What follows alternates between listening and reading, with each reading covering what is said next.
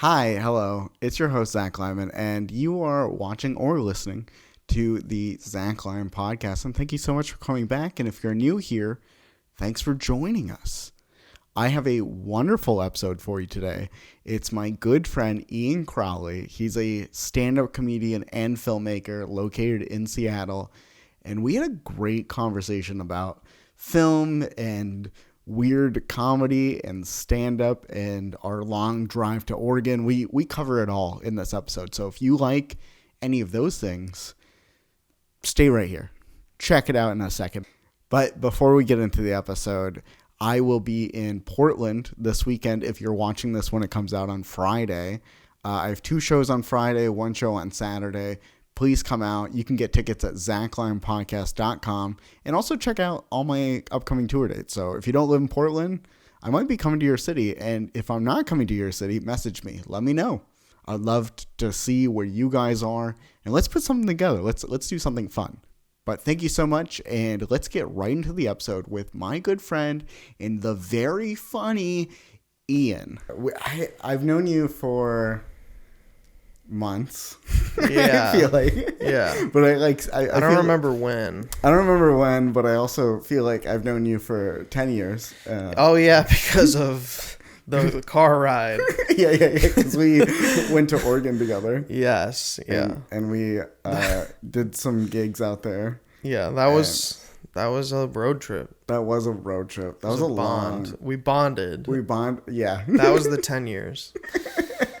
So I'm like, I don't know when I met you, but also it could have been 10 years ago. Did you start doing stand-up in Seattle? Yeah. So I'm actually from Michigan originally, but when I was 22, I moved to Northern California, and I was there for a year. But then, me and my partner moved to Seattle because they had like a master's program on Bainbridge Island. Okay. And once we lived on the other side of the Puget Sound, I started like ferrying over and doing stand-up. And yeah, so the ferry scares me, dude. The ferry's a lot. It's like I'm like nervous. No, honestly, yeah. What are you nervous about? The axe? No. I'm nervous to like. Well, I guess there's ferries that you walk on, and then there's ferries that you're like drive on, and I've done both. Right. But both times I've been with people that were like, hey, if we miss this, our entire day is ruined. Our entire lives are going to fall apart, Zach. Yeah. I feel like once I started regularly commuting on the ferry, I calmed down a lot. And I noticed that I became like, you could immediately spot like the people that were going to like a game and they weren't typically on the ferry. Because it's like any other like, public transit where it's like the people that do it every day are just kind of like to themselves and like heads down. And then the people that like are excited and going into the city for the game, they're like children are running everywhere. And like, yeah, it's a lot. That vibe reminds me of like the New York subways where it's like, okay, that makes I'm a lot living of there sense. and I'm just like, I'm riding this. But then like once you like I would take the 7 train in from Queens. Yeah. And once you get to like into Manhattan, you're just seeing these people with their luggage, just like excited, looking around like this is crazy. And then they're like, and then it starts moving and they're like, oh no, like, a little bit of panic comes in.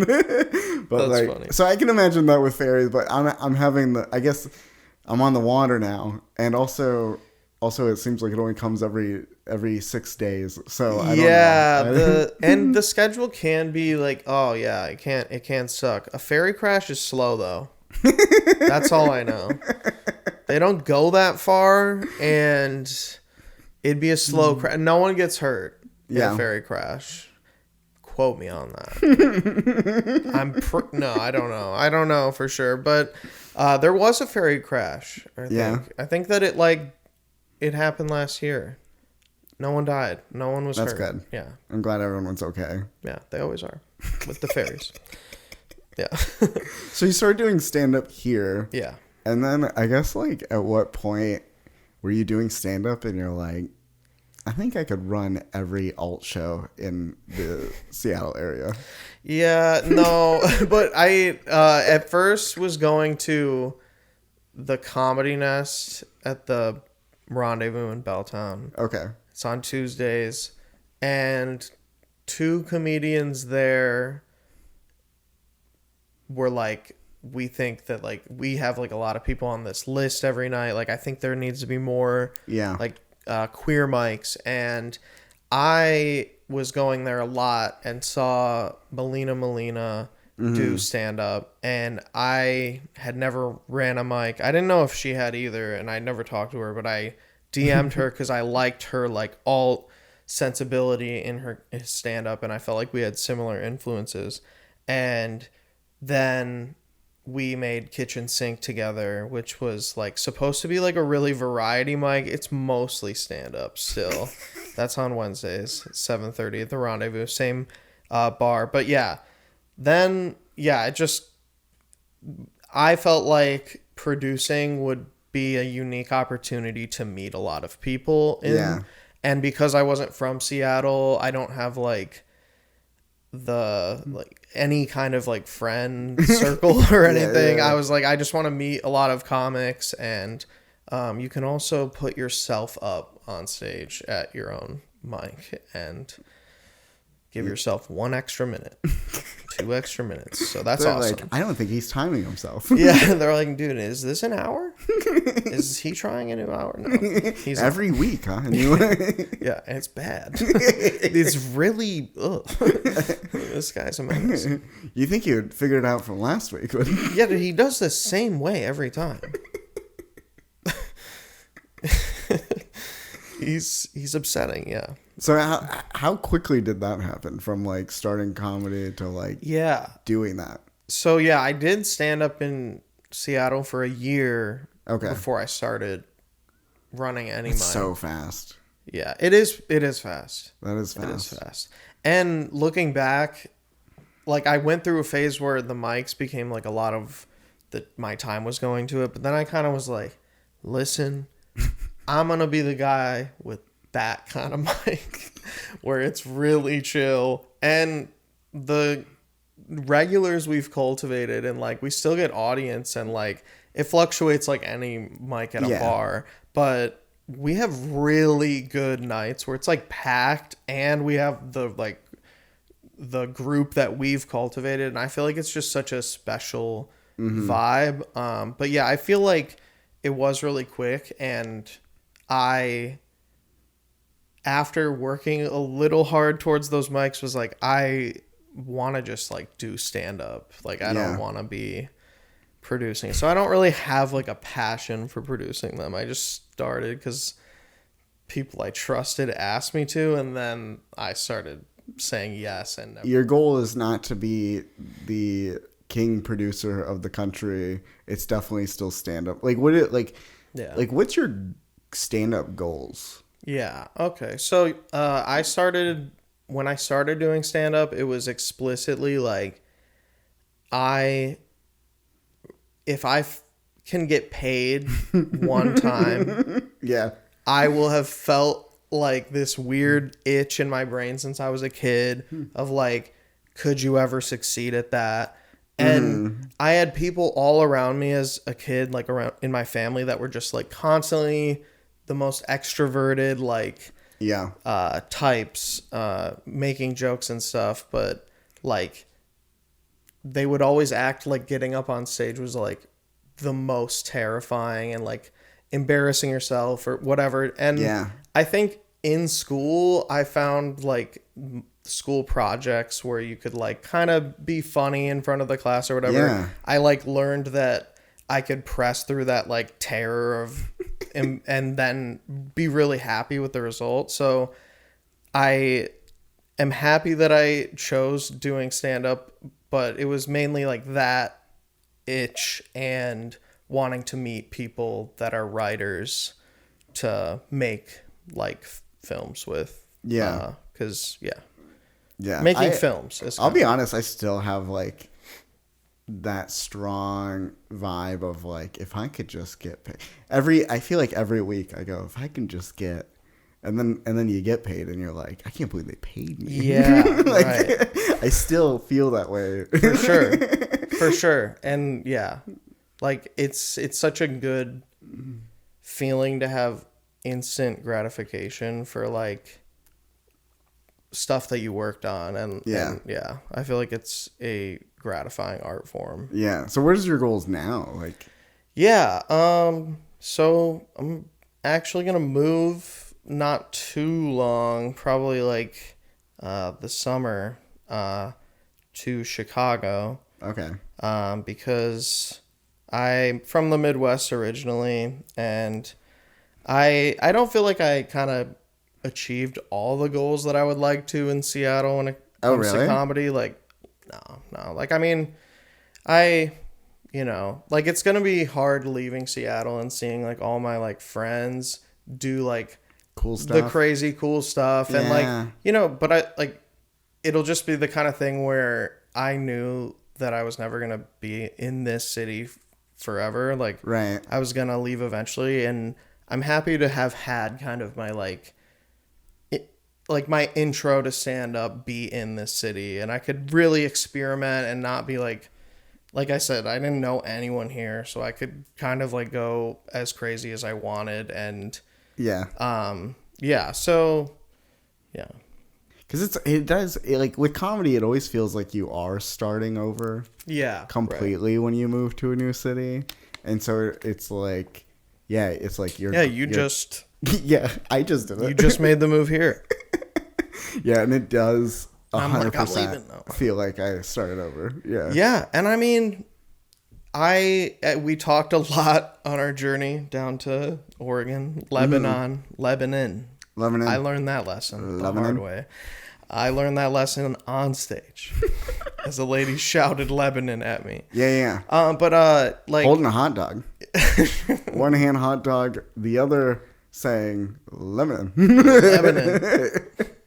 She could not eat the hot dog before she corrected me. Yeah. But like, I do love just stand up as an art form. Yeah. And like, I also feel like when it comes to like my like aspirations as a filmmaker, like I'll always feel the necessity to like find the writers that I can make stuff with. Yeah. And that to me will always be stand up, because that was the writing that I really like fell in love with as a kid. Yeah. So I'm very excited to like try going to a new city, see if I could even get paid once in Chicago. But can I be honest with you? Yeah. I think you will.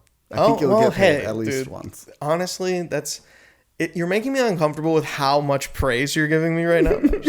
But I also am excited about like Chicago's obviously reputation for like character and improv, and I mean Second City is like so dope. Exactly. And like if I'm gonna pursue comedy still as as much as I have here, which has been like all out, like I've really every single week like dedicated myself to it, and hope to continue that kind of thing in Chicago. But I'll probably do the Second City program, just like consider it an investment moving to that city. And also, great way to meet people. Yeah. They have some dope classes. I always wanted to take, I don't know if they still have it, but they used to have a class that I always wanted to take at Second City of like TV writing. And they usually have like every time I've seen who's teaching it, it's like established, like it's not just like Joe that has a vibe. Right. It's like someone that's gonna it's like someone that's like I used to work on this big TV show or something. So I mean, I think that's dope. I'm stoked for you. Yeah, I really had fun looking into like Second City, and like I looked in like the Groundlings as well, and it's like typical just like an improv course, and then like a sketch writing course or a TV writing course. And I feel like they are too expensive, and I'm not excited about that. But like I said, gonna consider it an investment, like buying a camera or something where I'm like, just this sucks, but like I want to do this, and I feel like in my stand-up career always leaned towards character stand-up, and like I feel like rewarded most by the audience and like my peers by doing like more character work. So I feel excited. I never really thought about that, but yeah, you do. It's a lot of character work, and it's fun, and it's loose. Thank you. And I really like your stand-up. And I appreciate it. You know, I think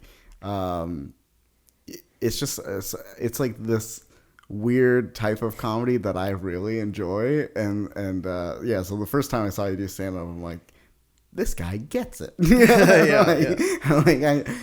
So that's cool. And then I did want to talk filmmaking with you because I went to your premiere of your movie, and it was at what's that venue? What is the venue called? Hereafter. Yeah. The first time at Hereafter. Oh, cool. Yeah. It's a great venue. I love it. It was dope. It was really cool. And it's like lots of comedy happens there, but like it's a movie theater. Like the screen is great, and like it had like a nice lobby, and it's got like this cool vibe. The staff is really cool, and staff seemed cool, and it seemed like they were very like from what I saw, as you know, I just went, bought a ticket, sat in a seat. As what I saw, it looked like they were like pretty easy to work with day of, and they were like talking to you about what needed to very accommodating. I love doing a show there. I've like done it. I've been like a part of shows there before, but I've never like worked directly.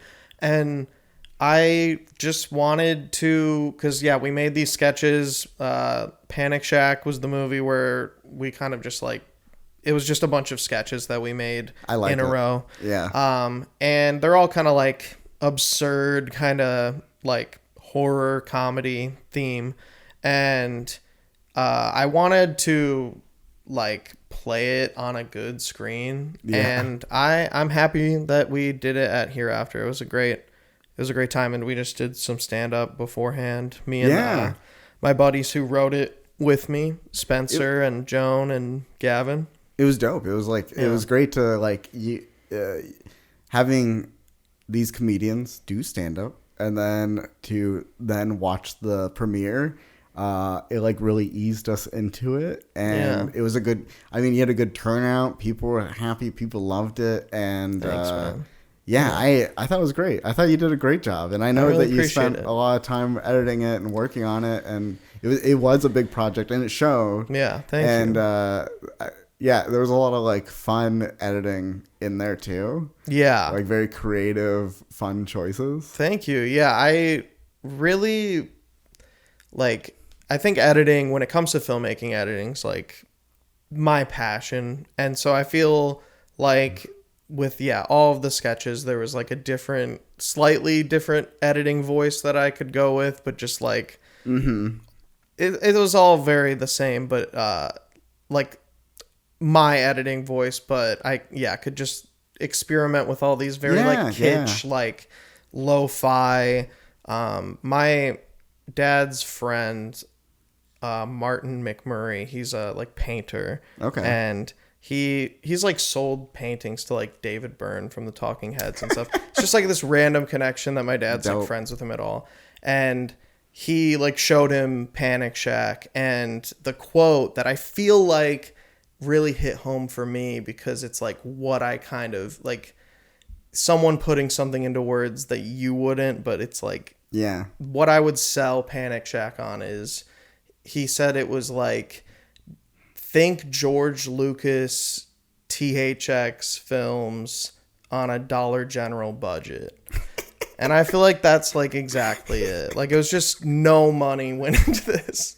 Like it was very lo-fi, but we just like really sprang on like the more like fun aspects of it. And, it was fun, and it was like it's lo-fi, and it's like the stuff that I liked making growing up, you know, and making sketches with my friends, exactly. And it's like it's that, but a little more polished, right? It's a little more Thanks, put together, Yeah. and so it's like still relatable, and like there's like this home vibe to it, For sure. but then Yeah. like you're doing it at like a different level, and Thanks, yeah, man. I thought it was great. Is it what are you doing with it now that it's premiered? Yeah, so we are entering it into like a few select kind of like festivals and competitions. The big one that I'm excited about, and you know, it's a festival, so I fully expected to just put my money there and never hear about it. But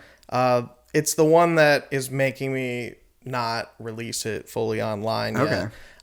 Is the Just for Laughs, the pilot one. Yeah, I saw they're doing that. Yeah. Right, and it's like I didn't even view it as a pilot. We originally were just like, we have these sketches that all feel like spiritually like linked, and I love like, you know, Treehouse of Horror and all those like any kind of like, it's little horror vignettes, but it's comedy's the main focus. And then I saw like the pilot submission, because we were going to submit the short film option, but it was like 10 minutes and under. Oh, really? And then that's weird. That's like, they shouldn't call it short. I know, right? They should call it like micro. Yeah, exactly. And then I saw the like drop down had pilot, and I was like, oh, this is perfect, because it was like 18 minutes, and then they were like 20 and over, and I was like, we have like stuff that it was just like outtakes from that last sketch where Spencer's a newscaster, like, and it's just like put that at the end, because that's like the you add a little bit of credits at the beginning. It's the credit section at the end. Yeah. Like, it's a pilot. It's a pilot. And we always intended it to be a pilot. We have a second and third and fourth episode written.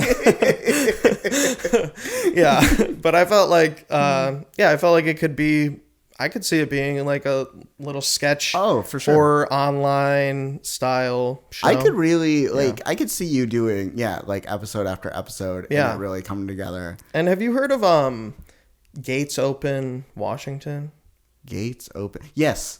It's Monica. Monica's. Monica Nevi's grant thing. So I applied for that, and I submitted Panic Shack as kind of the, basis. And basically it was a detailing for the budget for like Panic Shack 2, but like upgraded, like have money towards it at all. And Panic Shack 2, now with money. Yeah, and it won't be called Panic Shack. It will probably just be something else. But just submitted to that. I'm not necessarily, again, doing all of this. It's just you submit. Yeah, that's what it is, though. Yeah. And then something might happen. Right.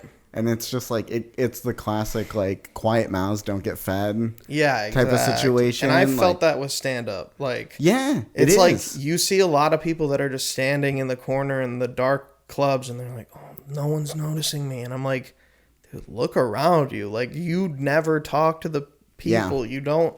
And like, it's frustrating, especially doing stand-up, because you'll see people who you maybe don't perceive as like better at stand-up than you, but they're like so extroverted and like friends with the the right people, and it's like, but you gotta be a little bit friends with people, because like you can't turn like bitter to that. And like I've told you, like I was such an introvert as a kid, and then like I'm still an introvert now, but like I was majorly when I started stand up, so it's like it's taken me longer to get things than it would have been if I just had a little more, or I guess a little less social anxiety and a little more extrovert.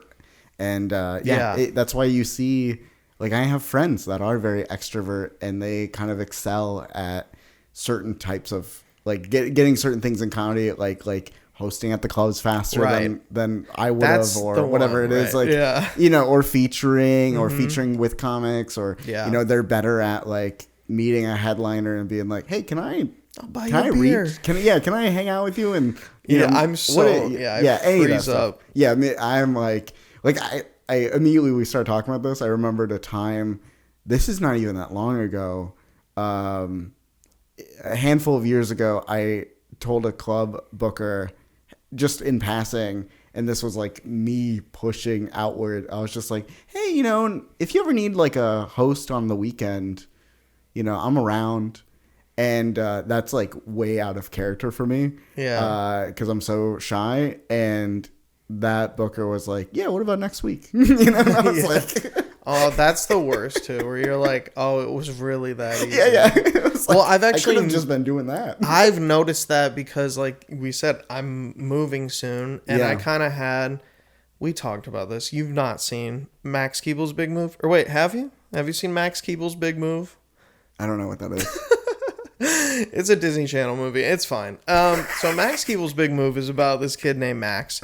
Max Keeble, if you can believe it. He's moving. Okay. So basically, he has like a bully. I don't have to get into it. Basically, he moves at some point, and when he's about to move, he's like, "Well, I'm gonna do everything I want now because I'm gonna move, and there's no consequences." And then he finds out he's not moving. Whoa. Consequences. Consequences. I'm Max Keeble without consequences. Anyway, so I was like, I'm at my Max Keeble moment where I'm just gonna like, okay, I'm not afraid now as I was when I started of like, I have all these network connects. Like, I'm actually gonna start asking people like, here, like, I have a tape. If you like, what's the channel for you booking? Just like, you know, obviously never overstepping, but just finally, like you said, just recognizing that I could maybe like ask someone for something, because people do that. They'll just like never ask anyone, and they're like, well, I haven't heard from anyone,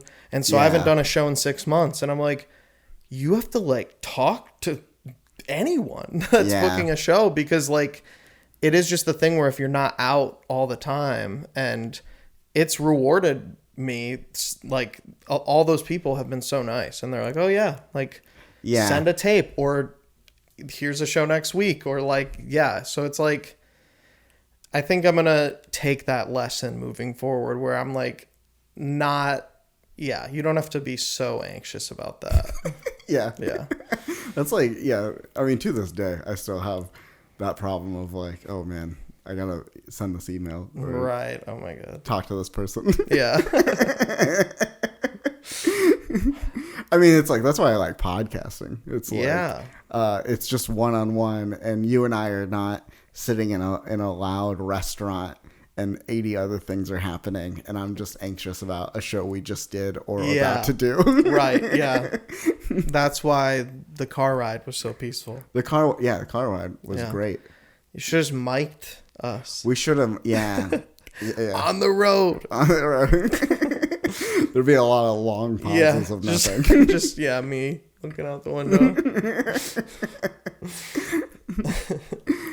Me driving stressed about tickets. I'm texting with this booker.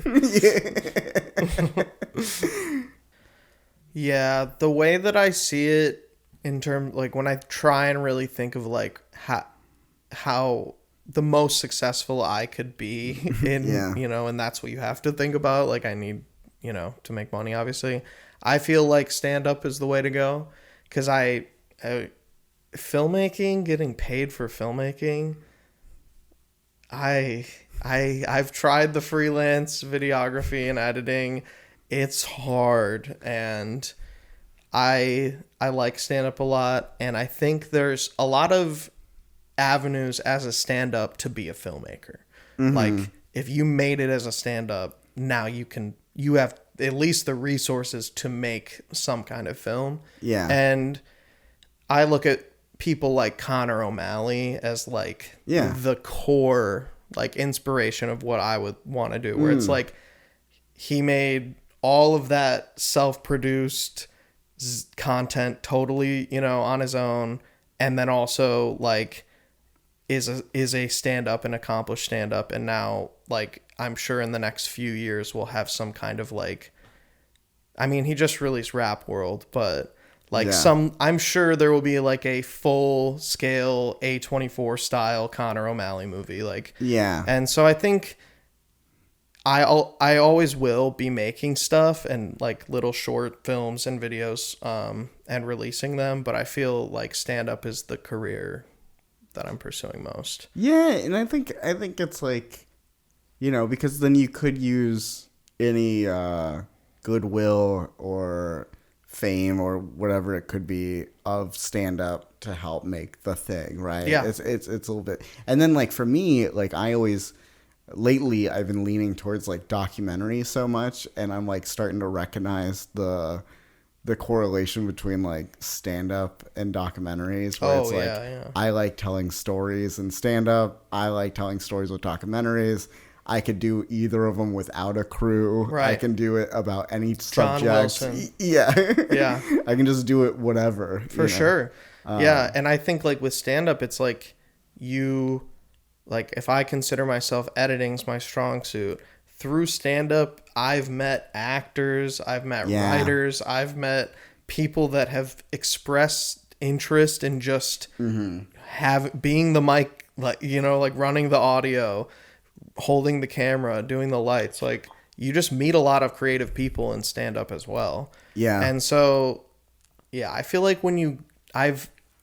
I went to school for film, and when I hung out with film students, it was a lot of, like, the whole goal is making the movie. So then, like, a lot of the joy, like, just is on the cutting room floor.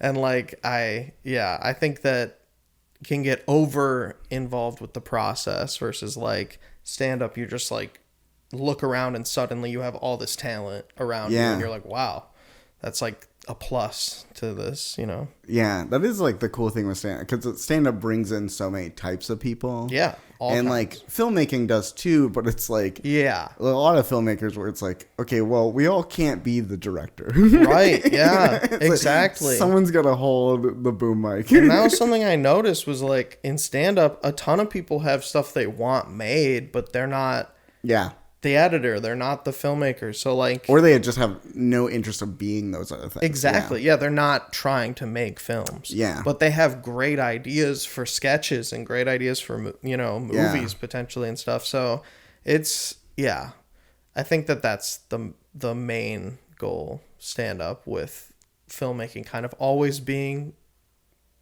tangential at most, you know? Yeah. Yeah. Cause, like, right now I've just, like, I'm in a weird year because I'm, like, finishing a lot of things that I've been working on for a while. And I personally am kind of, like, revisiting my goals and, like, what I want to do. And there is this, like once I wrap up these next couple projects, there's, like, this weird freedom of, like, I can make anything. I could do anything, you know? Right. It's like, and I agree with you, where it's like, I don't feel more like a filmmaker or more like a stand-up. I do feel like me too. They're, like, just kind of overlaying. And sometimes I have a good film idea. Sometimes I have a good stand-up idea. And they come as they go, you know? Yeah, for sure. Yeah. Yeah. How's, like, what's your like, your stand-up writing process look like? Because you do characters, and me, like, mine's all based on often life experiences or just a weird idea that grew into something. But for you, these characters, I'm not always sure where they came from. I'm not always sure. I would consider my writing process very fragmented. Like, I will have an idea that strikes me, and I think I'm often passively thinking what would be funny on stage, like, especially once I started becoming, like, really addicted to that feeling of, like, I went as unhinged as possible and that got the best reaction. Like, I remember when I first did something like that, and I was like, okay, now what in my life can kind of provoke, like, a fun, like, what can I channel this into? And I found that, like, just, little tiny ideas that strike me in the moment, then I, like, will sit on those, and hopefully over the next, like, week or so, it kind of, like, becomes a bit, or sometimes it will just be totally fully written. Like, when I went to the dentist, and then, like, I just wrote a whole dentist joke because I was, like, sitting there for like, I was forced to sit there while the dentist was working, and I had enough time to write the joke. So I wrote it all. I'm realizing right now that the reason I wrote it all in that sitting was because I was forced to be still. Because you had to do the homework. Yeah, exactly. But I feel like if I go on a walk or something, like the distractions wash away. And so you're not like let me sit at a coffee shop and write for 4 hours. You're just like, let me freely think of this or freely come to. Yeah, and that's how I've been writing a lot lately. Is like either do you write on stage? Yes. Yeah. Especially the more character bits, like because like I also have like some weird where's this going energy in my stand-up, and all of that it started probably more chilled, and then it's like, how far can I push this thing? For sure I agree. Like the bits that meander more, then you have the space to like, and it kind of gets a little bit improv style and I've like one joke, literally the entire thing I would say was written on stage, and honestly I probably can't really revisit writing that joke unless I'm on stage. That's a good thought, because you're like, I need this. I don't know, for you, I feel like, do you feel like you need the pressure of being on and the pressure of like getting the response to kind of push that? For sure. Yeah. I maybe not even consciously, but I agree. Yeah. Like that's how it feels. Yeah. Most of my like stand-up jokes, I write so much off stage, and then I go up and I really like have an anticipation for how they're going to land. Yeah. And then you salvage what you can. But with the joke, like the jokes that are more experimental on stage, or you're experiential, where you can kind of like go a little, the constrictions of the joke are just not there. Yeah. So you can just totally, like I have that joke where it starts as like a person who's trying to interject in a conversation. Yeah. And then it snowballs into like this whole backstory. And that started just as the interjection thing, where it's like, I figured it might have. Yeah. Yeah. And then where it's like that could be like 30 seconds. Exactly. To a minute. Yeah. It's a very like, I think a lot of early comics will do like, this is my impression of this, Mm-hmm. And that was what that was, where it's like, this is my impression of someone who has something to say. And then you just, and I got it to the point where the only joke was I never say anything, and I could do it for like a minute or 2 minutes. Yeah. And then I was like, but where is this joke going? And then one time I just started like, launching into like a whole backstory. And then I was like, now I'm just going to go down that path every time and then see what other paths I can take. And yeah, that one's the most fun that I have. So that's why I'm excited to lean more into the character stuff. Yeah. Are you at this point, like, because with filmmaking and with all these other projects, are you thinking about your next 30 minutes or your next hour, or like putting together an hour or 30 minutes? Like, are you thinking about those things? I find it really important just to find jokes that I enjoy telling and that feel good. Yeah. And I remember being a little occupied with that, and then hearing more established comics talk about young comics who have an hour way too early. Yeah. That kind of like made me, and I've been doing it for 2 years for content. I don't know if I think I've said that, but like that made me think, okay, let me just find the best material and really not worry about stacking up minutes. And so I haven't properly evaluated what that would look like, because I wanted to just find my voice and like stuff that really feels authentic telling it. And I think I'm closer, like I think the character stuff is really what feels good to me, because it feels the most authentic to me. And so, but to answer the question, like, I think an Edinburgh Fringe show is what I am more looking That's to great. to, That's to fun. build. And definitely an hour, you know. Yeah. But I like make, I have a YouTube.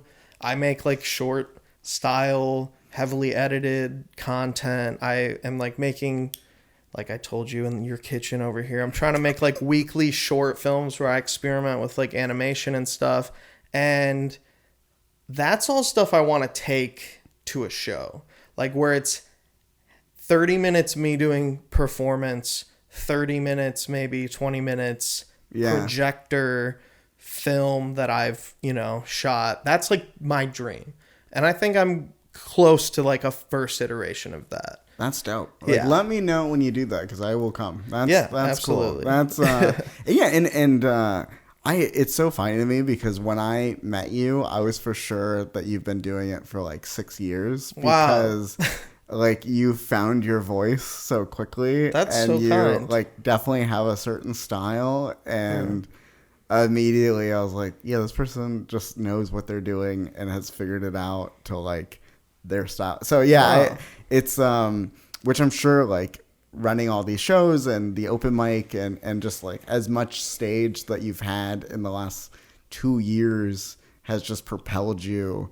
And it's really cool to hear you be like, yeah, I'm just like figuring these things out. It's I don't know. It's cool. It's cool to see that like so quickly you've kind of figured. And I do like the idea of taking like you could definitely take that on the road of like 30 minutes of stand up, 30 minutes of film. Yeah, right. Just like some kind of multimedia thing. But yeah, I appreciate you saying that for sure.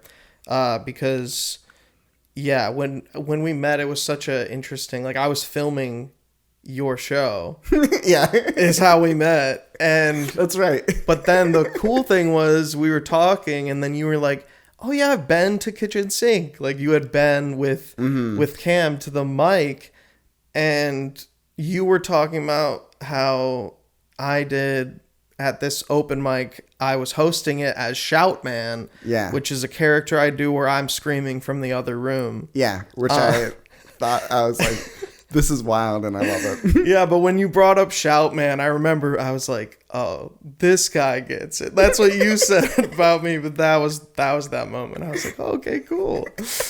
Yeah, but yeah, just it was really fun seeing your show at that place in Lebanon.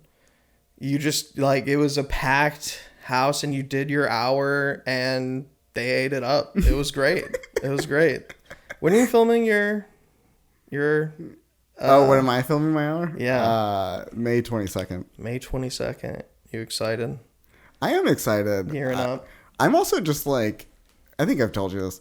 I'm just so ready to record this thing. I've been doing it especially lately, where it's like every weekend as much as possible. Right. Like I'm really am saying yes to every gig because I've never done an hour like exactly this way this much. Right.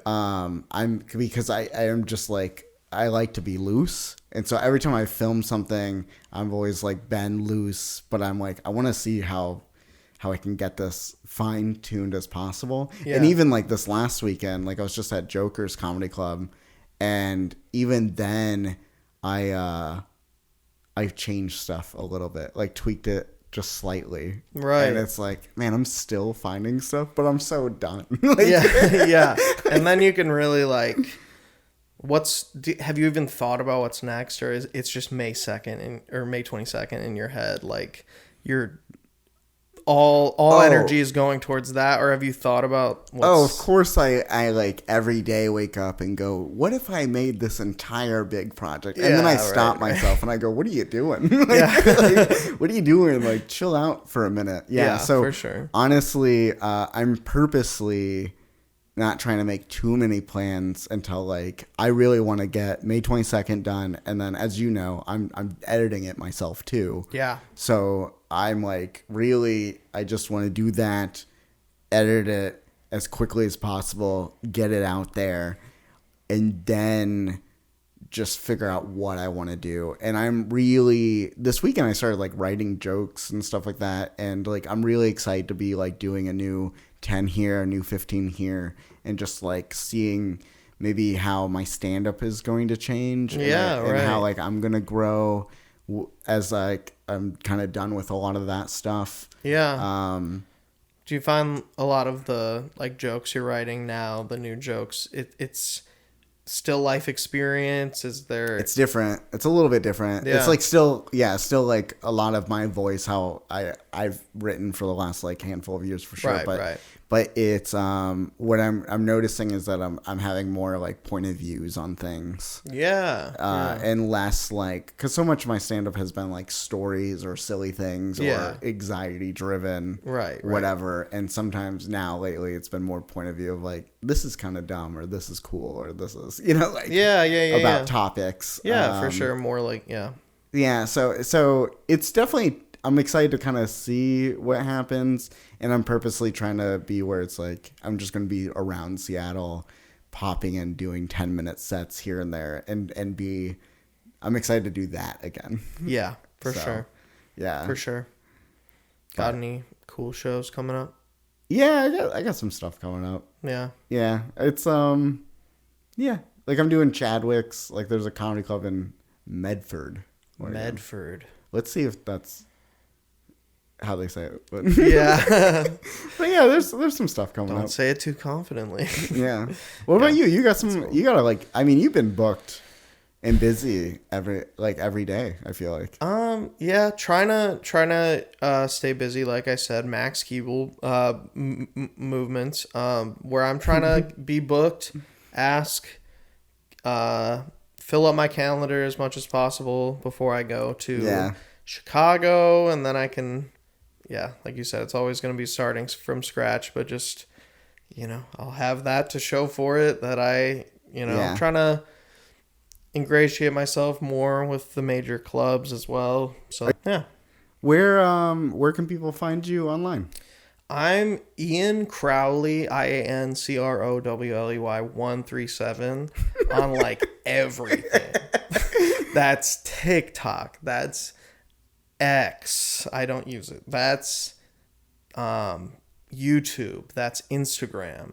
And like YouTube and Instagram's where like all my short film stuff will be. And stand-up is more TikTok, Instagram. But I don't post a ton.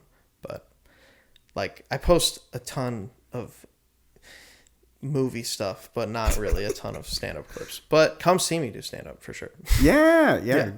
Well, thank you so much for doing the podcast. My God. Thank you so much for having me, Zach. It's great to see you. It's great to see you. Yeah. We're about to drive to Lebanon right now. Get in, baby. I'm going to press record this time. Yeah. And I've been your host, Zack Lyman. Outro music.